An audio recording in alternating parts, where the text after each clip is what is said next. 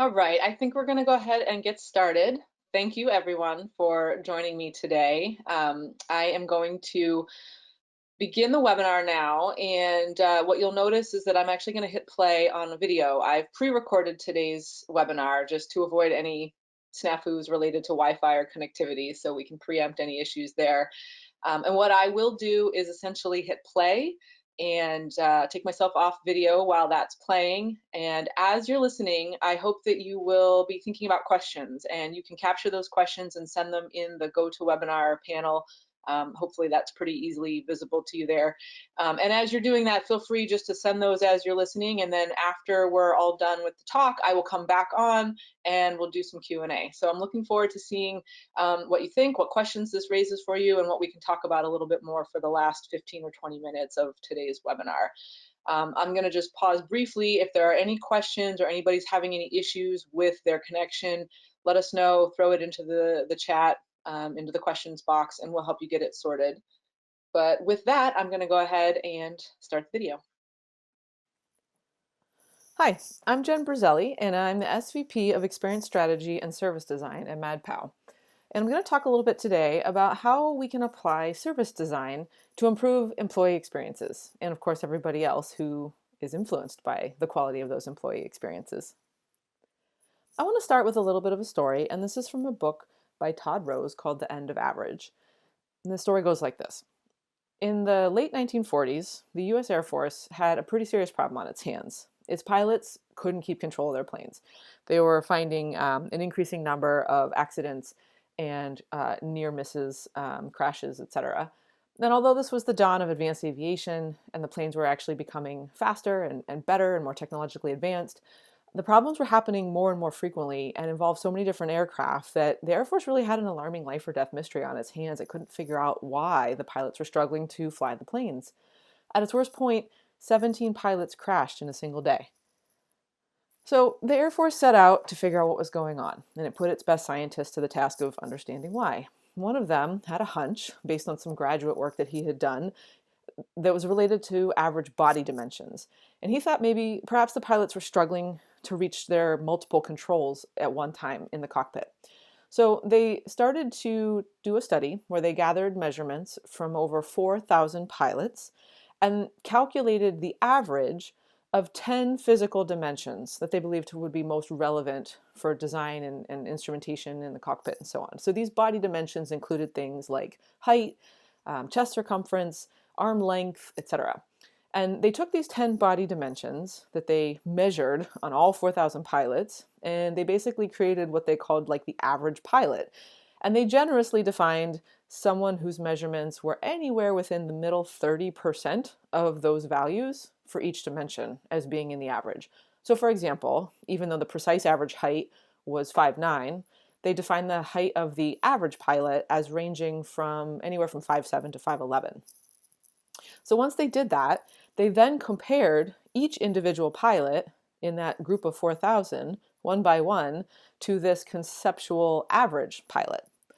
And before they crunched the numbers, the consensus among the Air Force researchers was that the vast majority of the pilots would probably be within the average range on most of those 10 body dimensions. I mean, after all, these pilots had already been pre-selected, they were already in the Air Force, they were already successful pilots, so they already should represent something close to what is an average. And they also expected that a pretty sizable number of these pilots would actually fall within the average range on all 10 dimensions.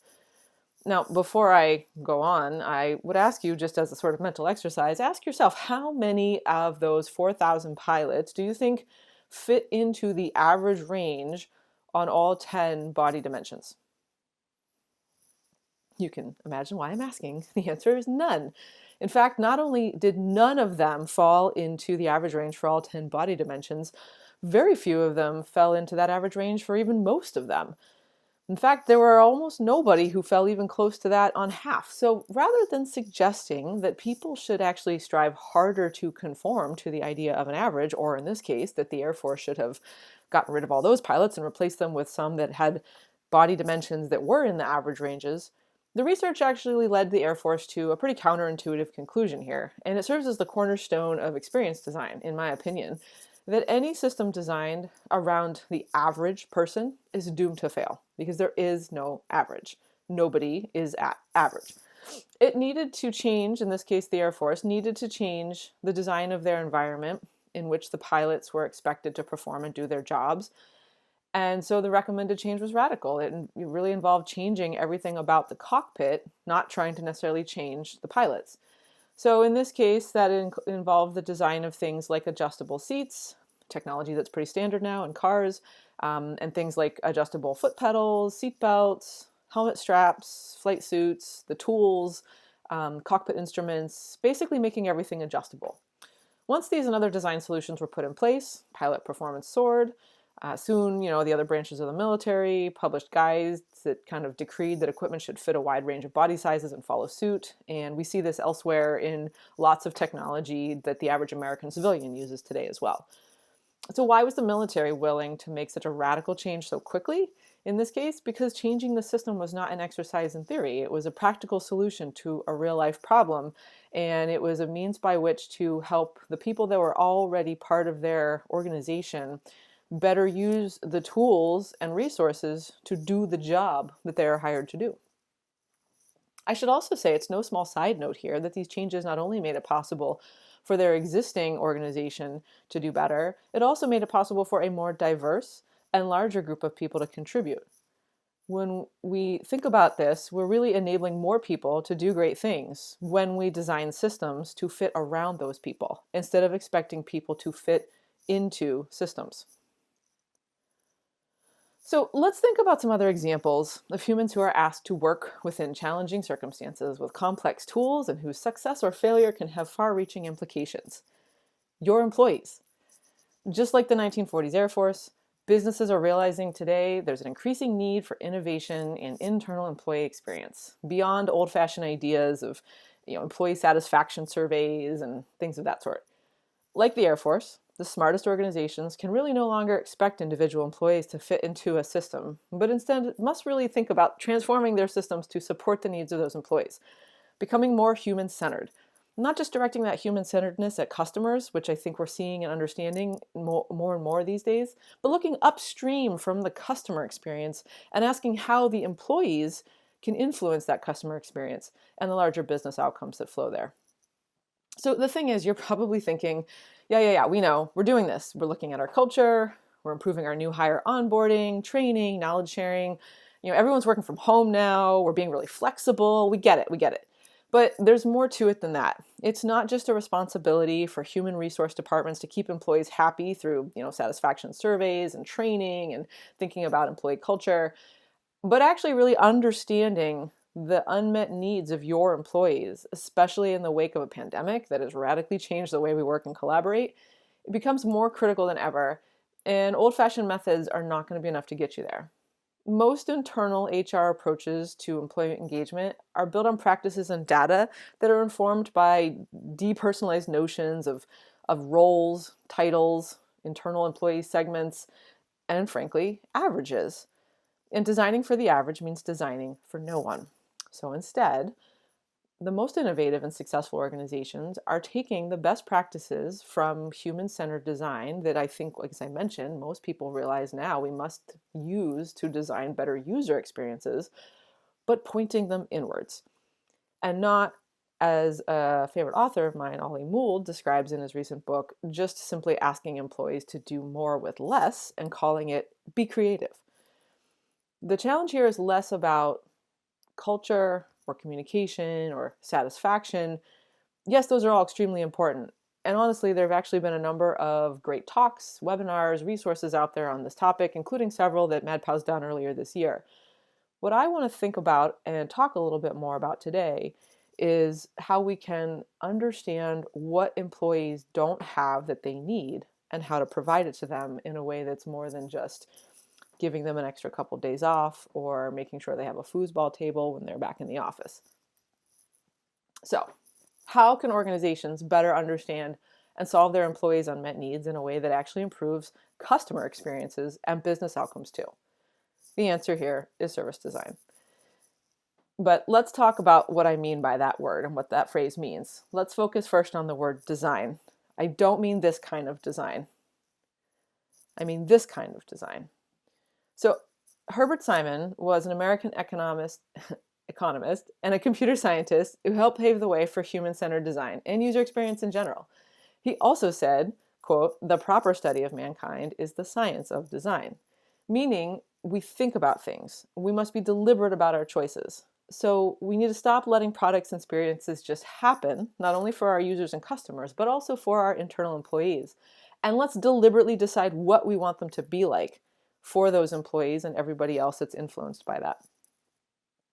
Human-centered design has a few commonly accepted definitions, and I think probably at this point almost everybody's seen some version of this, but this is the basic idea. When we talk about design and any kind of design thinking, we start by understanding, and then we create some ideas for solutions. We make those things, we try them out, we test them, then we learn, and we repeat the process over and over again. And honestly, if you Google it, there's about 50 billion variations on the same thing. It doesn't really matter which one you choose or which company's proprietary flavor you look at. The thing to know here is that they all start with the same thing, empathy. And what I mean by empathy is a firsthand compassion and a deep understanding of the thoughts and experiences of somebody else. In this case, the person you're designing for, or more ideally, the person you're designing with. In this case, understanding your employees, not just their demographics or their job title, like the Air Force measurements, but their emotional experiences, their behavioral triggers, motivations, goals, the context of their work that they're doing on a day-to-day basis. Understanding all of those things on a very deep level. And how do we do that? This is not something you just do by kind of talking to them and getting a feel for what they're going through. There's an actual robust, very rich set of methods we use in research to do this. I'll highlight a couple ways to think about it. One is to first realize your employees are humans. And I know this sounds trite, but you've got to understand on a deep and data-driven level what makes your employees tick and understand them as fully formed human beings, not demographics, not just job titles, not just what they do for the company, but what it is that they as humans are doing and how they perceive their own role within your organization and the larger things that your company delivers to customers. It's also important to think about context. And sometimes I like to use this example for customers, but also think about it for your employees as well. You may understand somebody, you may have enough data about them, or you might have done enough research to build a good sense of what makes them tick and what their goals are. But if you put them in a grocery store versus put them in a waiting room, their behaviors, their needs will change. Someone who might prefer to do things in a very self-service type of manner and prefer to do things without human interaction, like on their phone or online, may become a very different person and prefer a much higher touch experience in a waiting room, waiting for surgery. Imagine your employees being asked to do the very same job one day in a quiet office where they're surrounded by their coworkers and the support infrastructure that's tied to it, and then doing that exact same job another day at home with a screaming toddler hanging off of them and a maxed out, unreliable Wi-Fi network. Context matters. It's also really key to understand the triggers, the motivators, and barriers people face in their jobs as well as their daily lives, so we can determine where our different types of services and interventions fit and can help support what they're trying to achieve. Companies are getting pretty good at this with customers, with end users, but what does this look like for internal employees? I would challenge you to ask that. One of the ways that we can go deeper to build the type of understanding of these things that I've just mentioned is through the use of participatory design. And you can build empathy with a lot of different types of research, but the key is how you frame it and the mindset you adopt as you execute it. And this is why you'll hear me talk about co-design and participatory design in a lot of different types of presentations that I do. So I won't go into too much detail here, but I will say that participatory design is a really fantastic way to uncover unmet needs, challenges, and actually help envision new solutions kind of all at the same time. So participatory design in a nutshell is simply involving the people that we're serving through design as participants in the process, inviting them into this process to become co-creators. I love this quote from Liz Sanders that really sums it up. Participatory design methods, especially generative or making activities, provide a design language for non-designers, who in this case could be future users or employees, future employees, or employees of a future state, to imagine and express their own ideas for how they want to live, work, and play in the future. This image, I think, really sums up how the research methods compare as well. When you think about very traditional surface level research methods, you might be thinking about things like interviews or focus groups, where we're asking people what they might say or tell us and what they think. And that type of knowledge gives us some explicit information. And I don't want to imply that those methods aren't useful. They absolutely are. And we often do them as a baseline understanding to learn where to go digging deeper. But if you do exactly that and you dig a little deeper, you might engage with folks with different types of methods, such as observations, shadowing, ride-alongs, other types of ethnographic methods. And in this case, we're getting a little deeper. We're learning not just what people say, but what they actually do. And what they do might not match with what they say. And these kinds of insights can get us a little bit closer to the solutions that'll really move the needle for their experiences. But if you go another level deeper and you engage people in different types of generative co-design methods where they're actually empowered to help co-create something that represents a solution or an ideal future state, you unlock things that they're not able to tell you in interviews or in words often. Even they can't be articulated in observation or contextual inquiry types of settings. And this is going to unlock some of those latent unspoken needs that they don't know how to tell you in other research formats. A lot of the outputs from this work can look or kind of appear really interesting, but I always tell people it's not really what people make or what people generate in these types of research activities so much as what they tell you about them and what they represent about that future ideal state. And then you as designers or organizations can go about actually making those real. So let's come back around to service design, right? I said at the beginning of this webinar that I believe that the solution to improving employee experiences means doing service design. And service design is a series of methods, tools, and an approach to design that is naturally going to mean you have to look at your employee experience whether you want to or not. So why not bring those best practices to bear on exactly this challenge? Well, service design can be thought about a couple ways. On one hand, it's about performances. It's about the choreographed interactions manufactured at the point of delivery, forming a process and co-producing value, utility, satisfaction, and delight in response to human needs. On the other hand, activities or events in a service process become a product through interactions with designed elements or resources from representatives of the organization, the brand, customer, and any kind of mediating technology. So in other words, it's about looking at the stuff, the things or the services or the processes that you're delivering as a company as performances, but also looking at services as a product. It's kind of like mixing up these two things in a very yin-yang way. And I think this quote from Richard Buchanan does a nice job of summarizing that. The ultimate purpose of service design here is to give people the information and tools needed to act according to their own wishes and their needs. And a lot of times we're thinking about this and we're thinking about it with end users and customers in mind. But point this at your employees. And what does it change? What might it challenge you to do or rethink about how your employees are empowered to do their jobs? In this case, Buchanan's conclusion was really that the whole point of looking at anything from a design thinking perspective is not just to make a better, sexier, or easy to use product, but to make the orchestration of the entire experience around it more successful. And actually with that kind of repeated use of the word orchestration, we like to actually use this metaphor with a side cut out of a stage to help understand service design and what pieces and parts of an experience we look at from different lenses. So if you think about this, and if this is a stage and you're looking at it from the side, if you start at the back, you've got the backstage, and that's going to be all the things that are invisible, and hopefully they stay invisible, because in a play or other type of performance, you don't want to see people running around with black turtlenecks. You don't want to see ropes and pulleys and lights and swings and things that are happening that create the experience and make it better. You move a little bit more to the front stage, that's where you do see what's going on. Those are the actors that are performing, that are creating the customer experience in this metaphor. And then, of course, you've got your customers. That's the audience. And so often when we think about service design, we are doing it in the service of creating a better customer experience, and we're hyper-focused on our audience. And then out front, you've also got this piece of the metaphor that helps, think about marketing, communication, and messaging, and so forth. But I want to kind of focus here on front stage, backstage, because that's what makes service design special, is that we're asking ourselves what's happening on the front stage, what's happening in the interactions directly between the audience and the organization. But there's also a whole lot of stuff that happens backstage that should be invisible and should be successful in order for everything to work together in concert.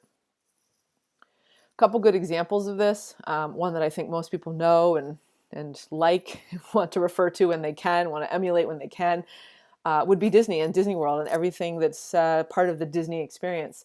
So when I talk about things like front stage, here are some examples from Disney. Right? These are the items, elements, and actions that are customer facing, and they are seen. They're designed to be seen by the end user or patients or consumers, whoever you're thinking about if you're thinking about experiences with a direct audience.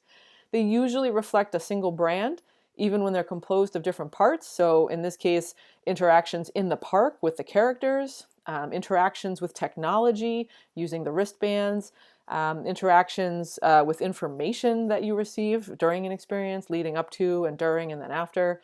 And all of these front stage elements are designed to support each other together to create that whole experience. On the flip side, there's also the backstage. And continuing with the example from Disney, these are the items and the elements and the actions that are specifically designed to happen behind the scenes and be invisible to customers. These are things that must happen for an experience to be successful, but their visibility is not desirable. So in Disney's case, these are things like the underground tunnels that different types of personnel use, that may include custodial staff and other support personnel that you don't see around the park. This also includes everything that happens before, during, and after an experience in preparation.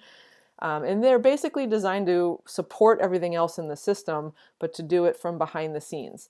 And sometimes these almost can be thought of as secondary or even tertiary support systems that often support the primary cast of front stage actors or items or elements, depending on the examples you might be thinking about.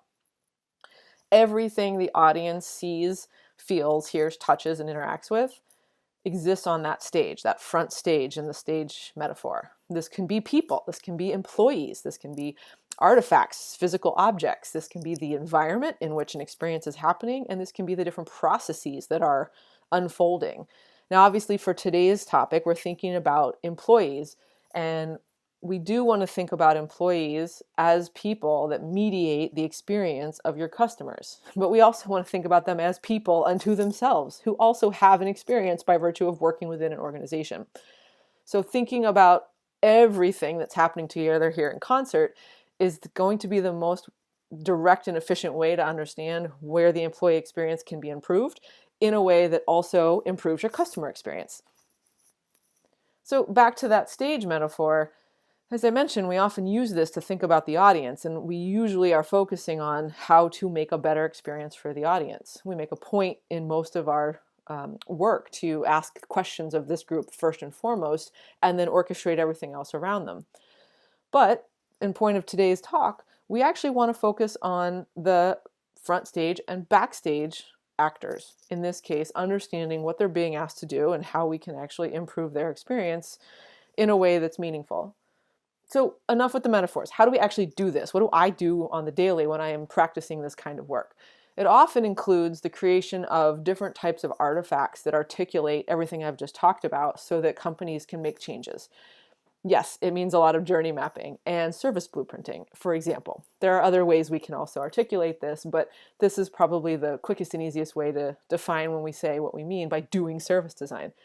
Journey maps and service blueprints, if you're not familiar with these, help us understand how customer needs, feelings, and activities vary over time. They allow us to identify gaps or pain points, opportunities. We can see where a system is really well organized and orchestrated like a well-oiled machine, and we can also see where it's a total mess, which is more often than not the case because in reality most things are a little bit of a mess. And being able to understand and map out how these experiences flow, not just for the end user, but for everybody in the system who's working behind the scenes, can help us figure out where to invest in improvements. What you put into these maps can vary. There's no set way to do it. We do have lots of other resources on journey mapping, both from MadPow as well as others out there in the world, so I won't belabor this, but usually it's a collection of information about the stages of an experience, and then the thoughts, emotions, and steps that are being experienced by the end user. But the most key part of this in light of today's talk is really about what's happening behind the scenes. What are the backstage processes that happen to lead to the end user's experience? And who is in charge of those processes? What are they being asked to do? What tools do they have available to them to be able to deliver on that experience? This is an example where if you look at the bottom here, the yellow, green, blue, purple, those are the people who are part of a system, in this case, different types of employees, that are going to have some influence on the experience of the user, in this case, which is the green row. And this is not meant to be legible. It's just to give you an example of, a service blueprint. In this case, mapping out all of the different types of people that have a role to play and what their actions are and what they're being asked to do helps us see that their experience influences the customer experience.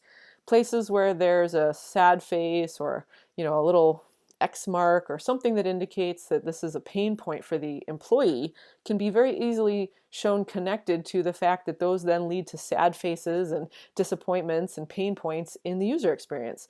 Sometimes fixing a low point in a customer experience is not about doing something directly to the customer, but actually changing what's happening upstream in the process, whether it's employees or organizational processes and policies that can then lead to that.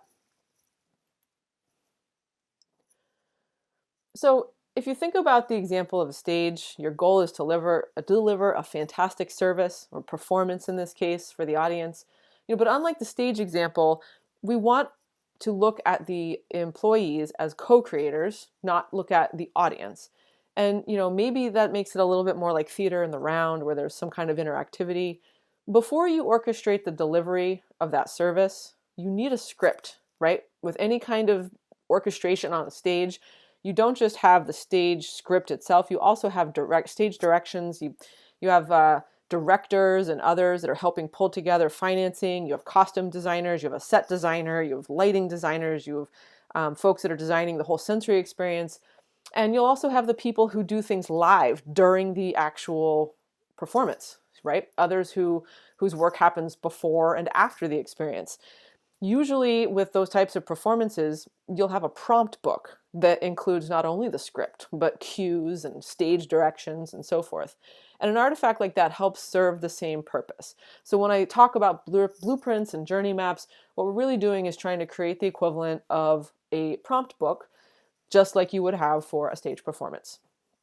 How do you create that? How do you actually get to the point where you have something like a prompt book, or in this case, a journey map or a blueprint or other types of service design methods? Well, this is the best way to think about it.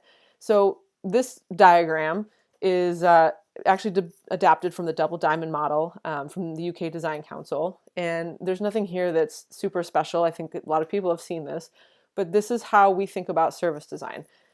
It's a repeating series of convergent and divergent phases of thinking.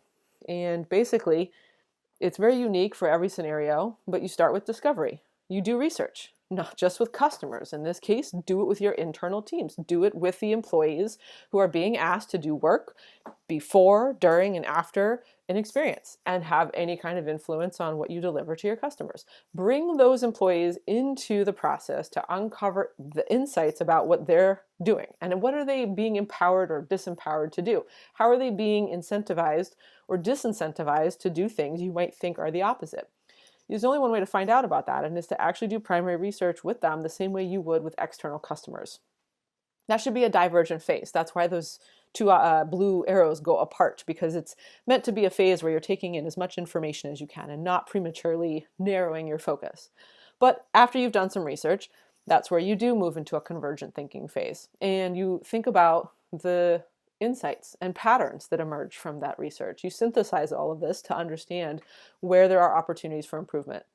This is the part of the process where we really compile everything we've learned and we use it to map a vision, a strategy. We might be creating things like those journey maps and service blueprints, or the equivalent of that prompt book, the orchestration of a process, and where the organization can provide some extra value or intervene for improvements in the experience. Doing this not only helps us produce that kind of prompt book or journey map, however you'd like to think about it, but it also helps get teams aligned. It helps identify ways to adjust roles that teams play Maybe we don't actually need another stage actor. Maybe we don't need to add employees. Maybe we need just more people moving the set pieces around backstage, or maybe we need to change the process or the cues or the directions that we're providing. So where does this come to play for employee experiences? Like, what does this actually look like? I actually really like this cute little diagram created by Ramsey Patterson. And this is just a very high level illustration of, a general employee's journey, right? So if you start at the upper right, they're recruited, they're hired, they have some kind of onboarding experience, their working arrangements, which is a really, really broad, large category of things to think about. That could be as simple as the types of tools and technology that they use, the user interface that they have to engage with during the day, et cetera. Things like rewards and bonuses and performance management and appraisals, policies and safeguards for when things aren't going the right way, and overall well-being, right? And then some kind of graceful exit happens one way or another at some point. I like this image as a way to think about all the ways we might uncover improvements to the employee experience, because you could literally just pick any of these and dig in and say, well, what are some things we could do better? Or what are we already doing well at where we shouldn't really mess and we should look somewhere else to make those improvements? You basically could be thinking about the downstream effects on productivity and customer experience and business outcomes from any of these different points in the journey. So I would encourage any organization, if they're not already, to take a deep dive into each of these pieces of their employees' journeys. Imagine doing that in-depth research that I just started to hint at earlier with your employees on each of these parts of their experience and asking what could be improved. Sure, there are going to be big things like company culture and well-being that are kind of hard to get your arms around, but there's also going to be very tactical day-to-day things that you might not realize are a thorn in your employees' sides, right? What technology they're using, the hurdles they're jumping through, or workarounds that they've built to be able to get their jobs done. And the systems and policies that are in place that help or hinder them, that most people can't answer why we do it the way we do, we just always have. Things as simple as the intuitiveness of a user interface that they're using every day, like I mentioned earlier, the apps that they're allowed to actually use or download onto their computers, anything that they're using for internal collaboration, anything that makes their day more seamless and conducive to a state of flow, right, where they'll be able to get more done, is worth an investment. So I would encourage folks to approach this the same way they'd approach it if they were trying to improve their external customer experiences. So what does this actually look like in practice? Here's a couple quick examples for you. We helped a life sciences company to think about how to have more productive conversations about vaccination rates. And we collaborated to conduct research with customer-facing stakeholders within the company to understand the current gaps and obstacles and unmet needs, as well as with patients and providers, to help paint a North Star vision of vaccination experience that can serve as a uniting vision for others to rally around. And doing so not only uncovered opportunities for innovation, but to build this map, a prompt book, if you will, for internal teams to evolve their workflows around.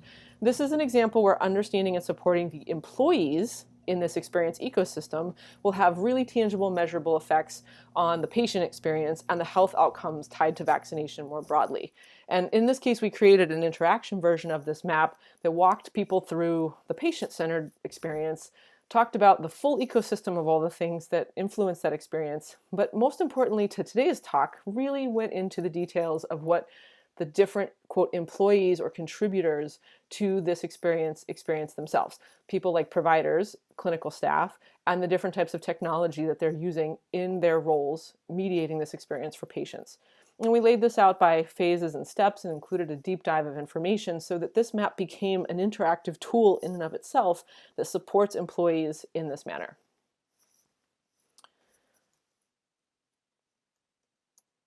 Another quick example, we partnered with Walmart, who is one of the largest US employers, to analyze the current state of their employee financial well-being and to help design and implement targeted interventions that help those employees plan for the unpredictability of retail employment and to improve their budgeting and financial freedom. And this is a good example where this work was focused entirely internally looking. All of the research and all of the design and implementation was focused on the employees as a means to help improve their financial well-being. Obviously, this can have downstream effects as well, because the better that they are doing, the better they're able to do their jobs and ultimately provide good experiences for the other humans at the other end of the experience. But even if this didn't have those types of outcomes, this would have plenty of business outcomes for Walmart alone to be able to know that their employees are financially stable. We also partnered with Fidelity to design a more intuitive interface for their call center associates.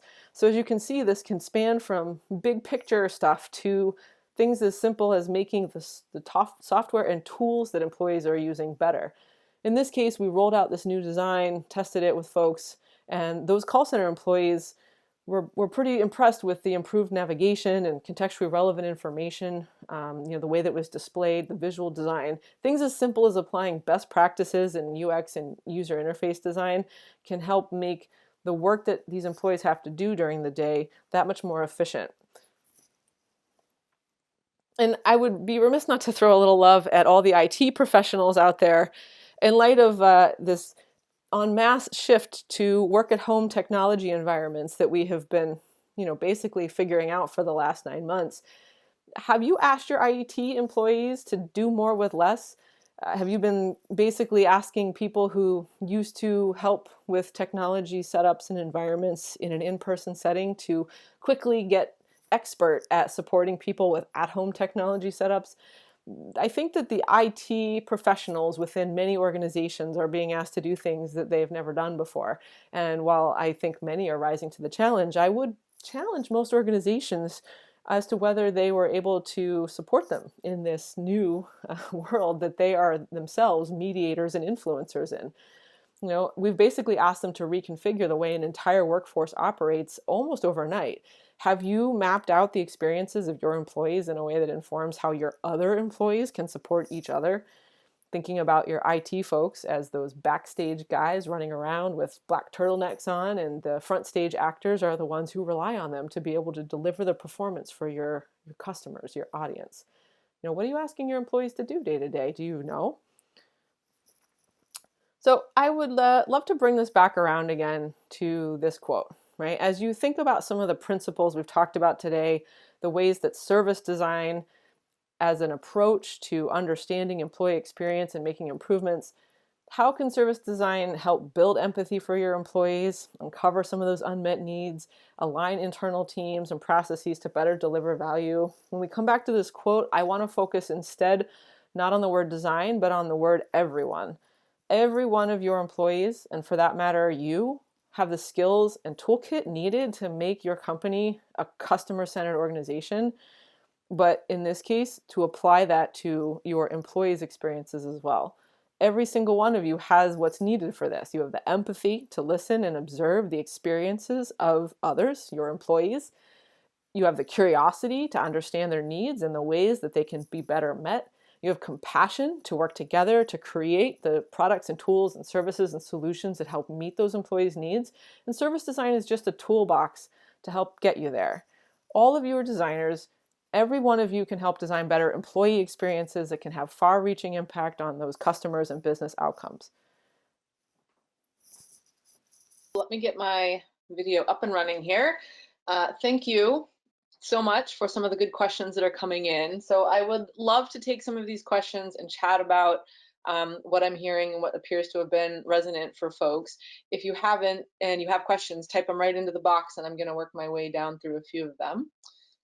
So first up was actually a question I saw earlier today come in through the LinkedIn event, but maybe a little bit of a bigger question than what we can get into today. But that question was, what do you do for consultant and change fatigue in teams, which has been increasingly present, especially this year? This is actually a question I would want to learn a little bit more about in terms of what is meant by consultant and change fatigue. So for example, in this case, if the question is about how to support employees specifically with that challenge, folks that are I think, tired of change and constant upheaval and disruption. This may sound like a cop out of an answer, but I firmly believe that answer is going to be different for every company, possibly every employee. And short of saying that there's no answer because everybody is so different, what I think that points to is the need to do research with and truly understand your own employees, what they feel about their role, what they feel are their goals, and what is preventing them or making reaching those goals more challenging. More often than not, folks are looking for sort of best practices around employee experience tied to like what makes a good culture or what helps people feel empowered. And there are certainly some of those best practices out there around what humans need to feel fulfilled. and motivated. But the nuances of how to actually execute on some of those types of insights are really tied to the individual companies and cultures and teams that people are a part of. And this is why I cannot emphasize enough that it's worth doing the research and engaging employees as co-creators of some of these solutions instead of trying to just solve with some top-down efforts coming from HR or other types of initiatives meant to solve some of these problems for your employees. Engage them as co-creators in some of these solutions, ask them what they need, just like you would with customer research. Know that sometimes they can't articulate their needs directly, but we do have research methods and toolkits to uncover some of those things. So long-winded way of saying, I do think in the example around fatigue with change and inconsistency and some of the challenges that 2020 has brought, most people respond differently to those types of challenges based on personality and personal career goals. And so understanding what those are within teams, within an organization is going to guide your actions. And I think what it comes down to sometimes is understanding if people are being honest with themselves. So I don't want to get on too much of a tangent, but this particular topic is one that is certainly, I think, on a lot of people's minds. There are some people who thrive in change and disruption and kind of the unsteadiness of the world in 2020. And there are others who don't thrive but just survive. And understanding who is who and what type of folks are on your team or are part of your organization, knowing who's figured out how to surf those waves and who feels like they're drowning in them. And sometimes you can ask people to change or shift their mindset, but sometimes you have to acknowledge that some humans are simply not designed for it. And it is going to be a constant uphill battle. So it's much more about building in rest and recovery from the types of things that wear people down, but also identifying the folks who thrive in that kind of environment and leveraging their energy to sort of spread and distribute some of that to support those who are struggling more than others. So a little bit long-winded and sort of philosophical, but hopefully the takeaway is apply the same kind of research you would to customers to your internal employees. Let me take a look at some of the additional questions here. Okay. Oh, so many. Okay, good.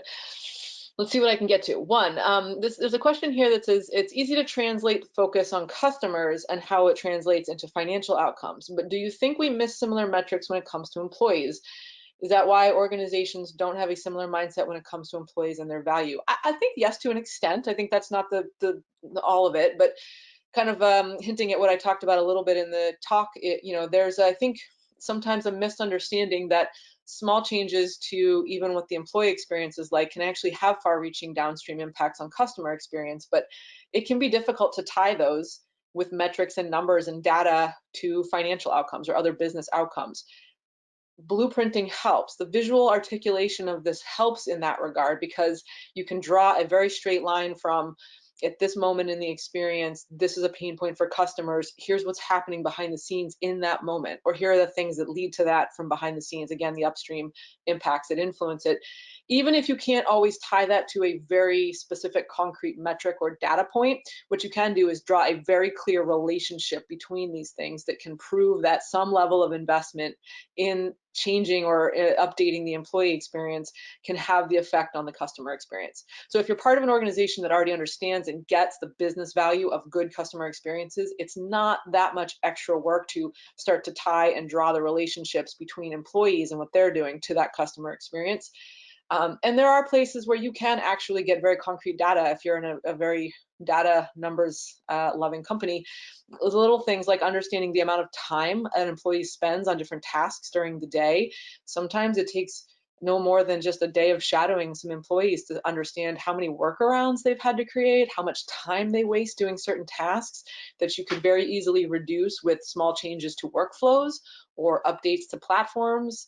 Again, these can take a lot of forms, right? It can be technology based, it can be operational and policy and people based, it can be data and technology based, but you can draw some of those connections, make them very distinct and clear, even if there's not always a very specific metric.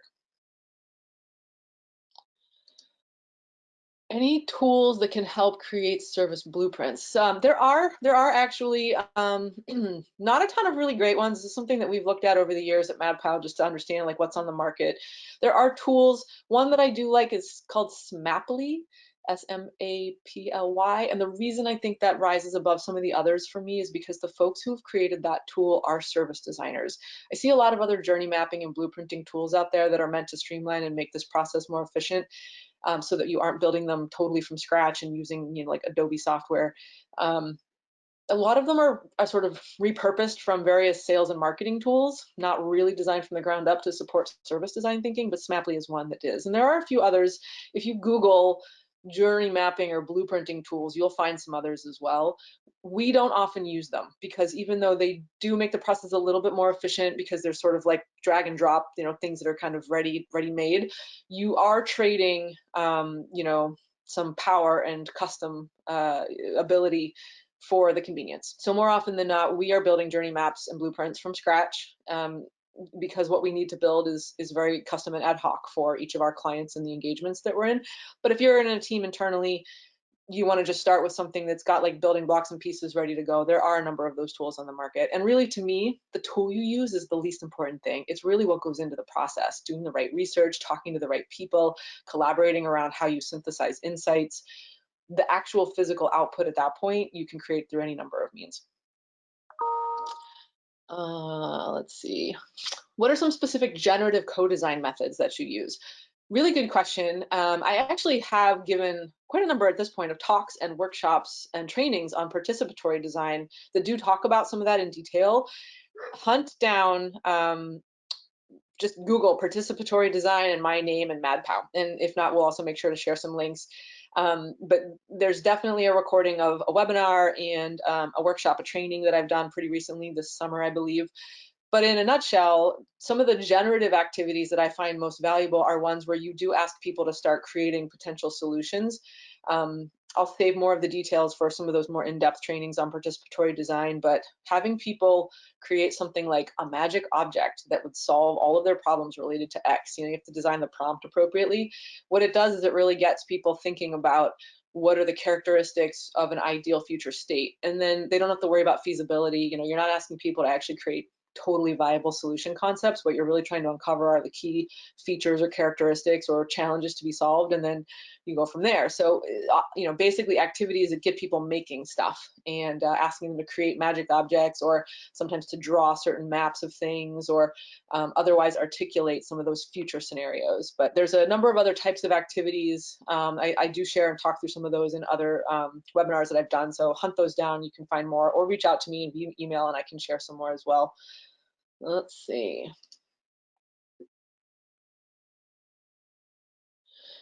In what industries, segments, or services are you seeing the greatest uptake currently in human-centered design and design thinking?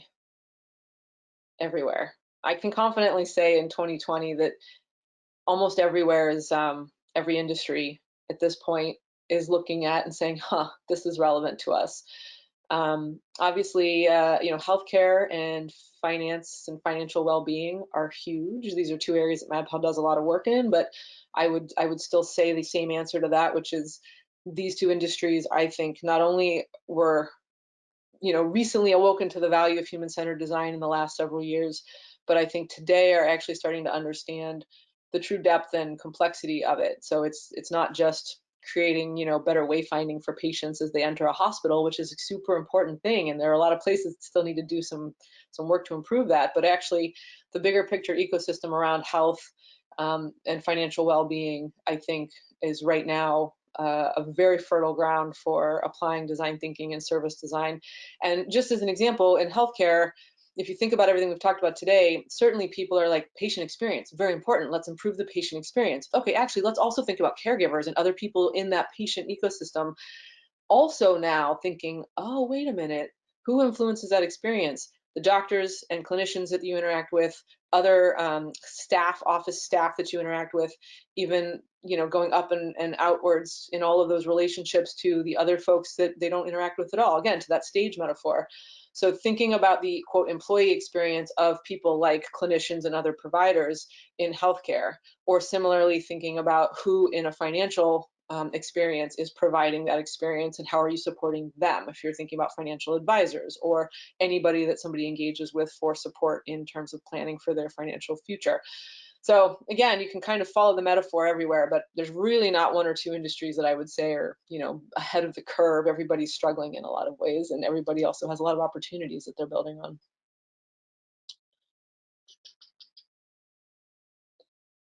A quick question here about what advice would you have for someone who's looking to gain more experience building skills and gaining experience in service design? Just doing it. There's a lot of buzz around service design. There are lots of networks like the Service Design Network, which is global but has lots of local chapters. There are lots of great books on service design.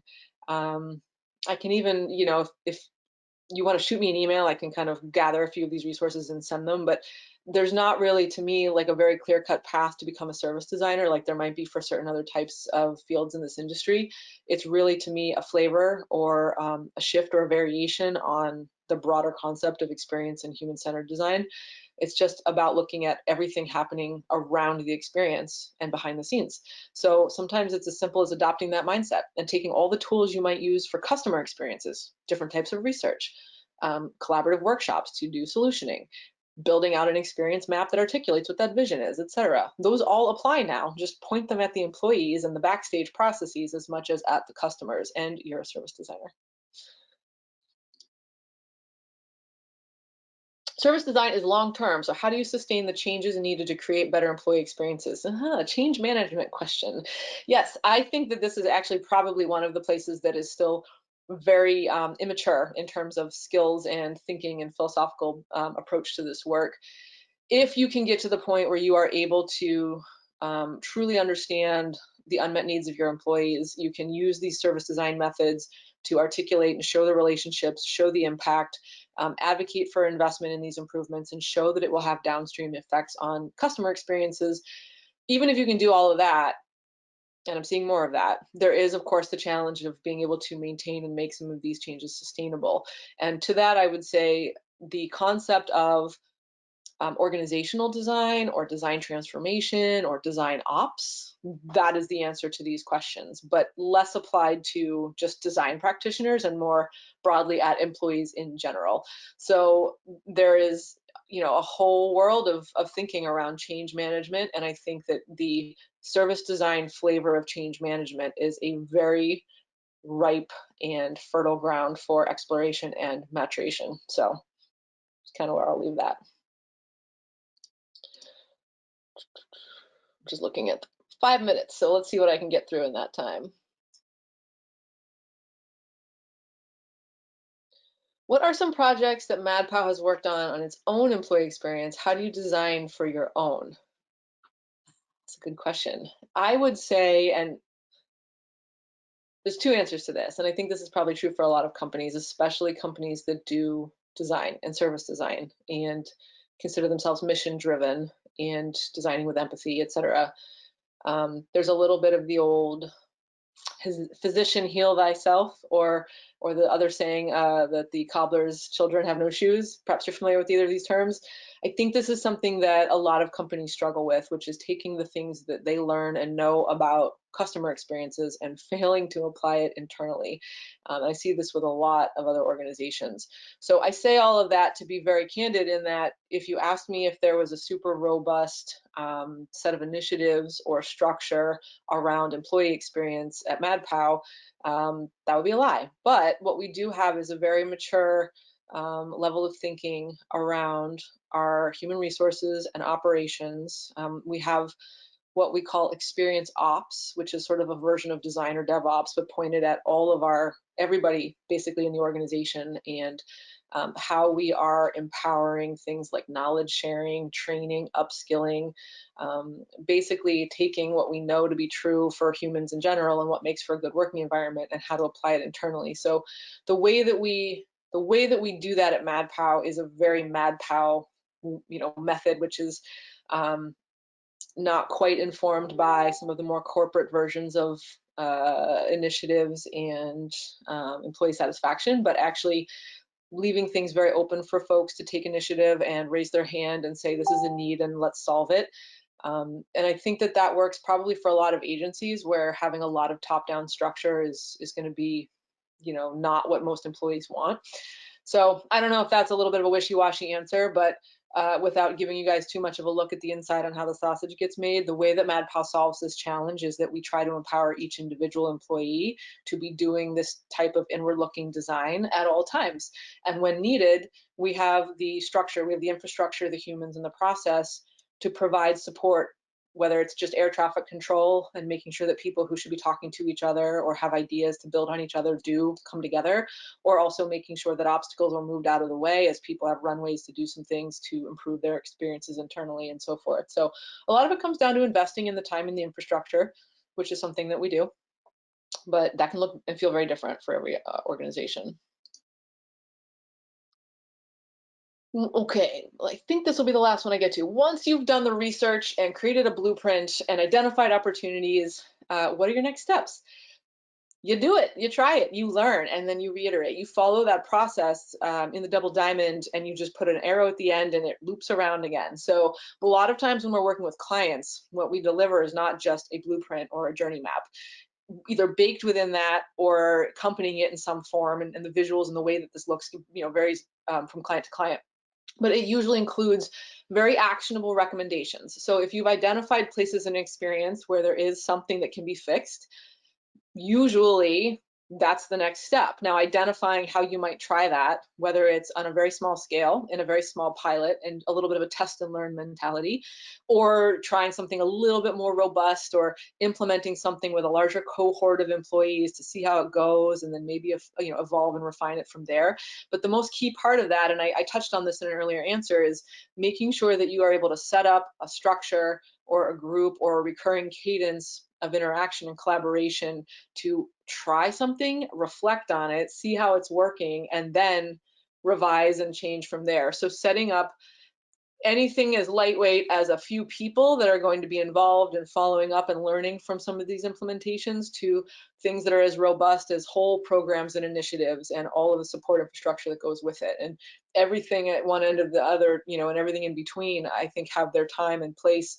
I would say in most cases with our clients, what we're delivering are a series of experience directives or advice on what to actually try. And then we also ourselves sometimes support that process. We don't always hand off and disappear. A lot of times we're supporting in that experimentation mode. So it's try this out with a cohort or a group. Let's learn from it. Let's identify some key metrics for success and see what we learn in comparison, and then adjust and repeat from there. So it's all about using that blueprint as a place to identify where you want to go in and tinker, but then do the tinkering and commit to the tinkering and learning from the tinkering. So I think I'm going to stop there. I think I hit most of the questions, at least at some level. Just want to thank everybody again for joining today. I hope this, if nothing else, got some wheels turning. And I'll reiterate again, I think the takeaway is for anybody that does experience design, you've got most of the tools you need. It's just about shifting your focus to be a service design mindset pointed at your internal teams. I'd love to chat more about it. So find me on LinkedIn or shoot me an email or find me on Twitter. I know we'll send out the recording and we can send out a few links to slides and other resources as well when that comes. So thank you again. Have a great rest of the day.